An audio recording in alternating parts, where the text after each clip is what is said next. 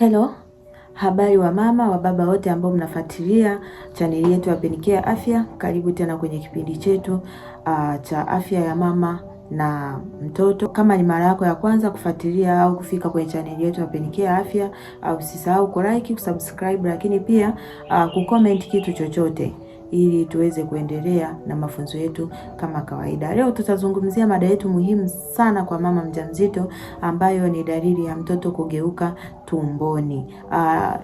Mtu unaweza ukajiuliza kwamba ni dalili zipi ambazo utazijua kwamba mtoto amegeuka tumboni, ni swala la kawaida au ni tatizo? Leo ukae na mimi ili niweze kufundisha na niweze kuelezea dalili muhimu 5 ambazo zinamfanya mtoto kugeuka tumboni. Wajawazito wengi wamekuwa wakipata hofu na hamu ya kujua mtoto ameshaanza kugeuka tumboni au bado. Na kwa kawaida mtoto huanza kubadilisha mkao mara nyingi akiwa tumboni, lakini kadiri ya mimba inavyoanza kukua au inavyokuwa, hasa kuanzia miezi ya mwisho ile, mtoto huanza kujiweka kwenye nafasi ya kujifungua au nafasi ya kutoka mtoto. Sasa tuangalie dalili 5 muhimu ambazo zinaweza kuonyesha mtoto anageuka tumboni. Dalili ya kwanza ni kuhisi mateke sehemu tofauti kwa mama. Na mama unaweza kugundua kuwa mateke ya mtoto yamehamia sehemu tofauti ya tumbo. Lakini pia mfano awali ulikuwa labda unahisi mateke chini ya tumbo, ghafla yanaanza kuhamia, labda utajisi yako juu karibu na mbavu na vitu kama hivyo. Lakini hii mara nyingi huonyesha kuwa mtoto amebadilisha mkao au amegeuka tumboni. Kadiri mtoto anavyokuwa, harakati zake huwa ni tofauti. Kwa mama anaweza akawa anahisi mabadiliko yasiyo mazuri au akawa anahisi mabadiliko hayo vizuri mno zaidi kulingana na siku zote. Lakini dalili ya pili, tunaangalia shinikizo kubwa chini ya tumbo, kwamba baada ya mtoto kugeuka na kichwa kushika chini, mama anaweza kuhisi uzito na shinikizo kubwa sehemu za nyonga au chini ya tumbo kwa chini yake. Lakini watu wengine huhisi kama mtoto ameshuka zaidi, na dalili hii hutokea zaidi miezi ya mwisho ya ujauzito, wakati wa mtoto anavyojiandaa kutoka tumboni au kujifungua. Lakini dalili ya 3 ambayo tunaiona ni kupumua vizuri zaidi. Lakini dalili ya 4 ambayo tutaiangalia siku ya leo ni kwenda mara kwa mara kujisaidia haja ndogo, na utakuwa na banwa mkojo kila mara.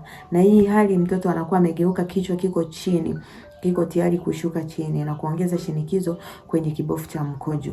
Lakini hii dalili pia ni ya kawaida sana, hasa katika wiki za mwisho za kujifungua. Kwa hiyo sio shida yoyote, hiyo ni hali ya kawaida. Dalili ya 5 ya muhimu ambayo nitawafundisha siku ya leo ni tumbo kubadilisha umbo au linabadilika umbo kutoka mduara linaanza kuwa na pembe. Mama mwingine anaweza kuona kabisa kwamba tumbo limebadilika umbo au mkao, lakini pia mfano tumbo linaweza kuongezeka, kushuka chini zaidi, au upande mmoja kuonekana tofauti kama umebonyea. Na mabadiliko haya hutokea kutokana na mtoto kubadili nafasi akiwa tumboni.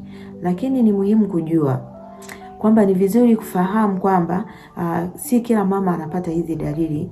Hapana. Kwa hiyo mama mjamzito, dalili kuu 5 za mtoto kugeuka tumboni zinaweza kuwa kwamba kuhisi mateke sehemu tofauti. Lakini dalili ya pili, kuna shinikizo la tumbo, shinikizo chini ya tumbo, unakuwa na shinikizo.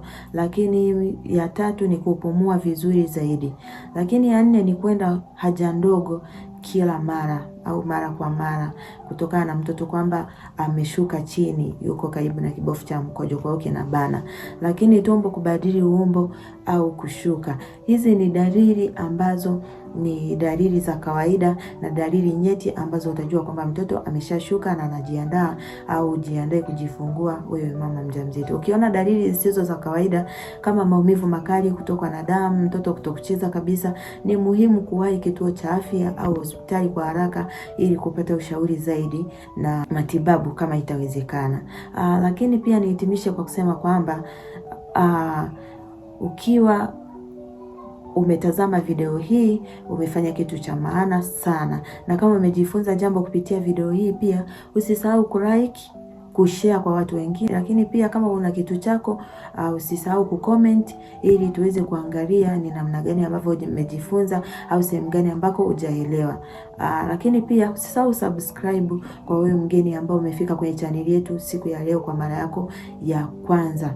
Na elimu zaidi kuhusu afya ya mama na mtoto na baba inaendelea kutolewa. Endelea kutufuatilia, tutaonana kwenye video nyingine inayofuata.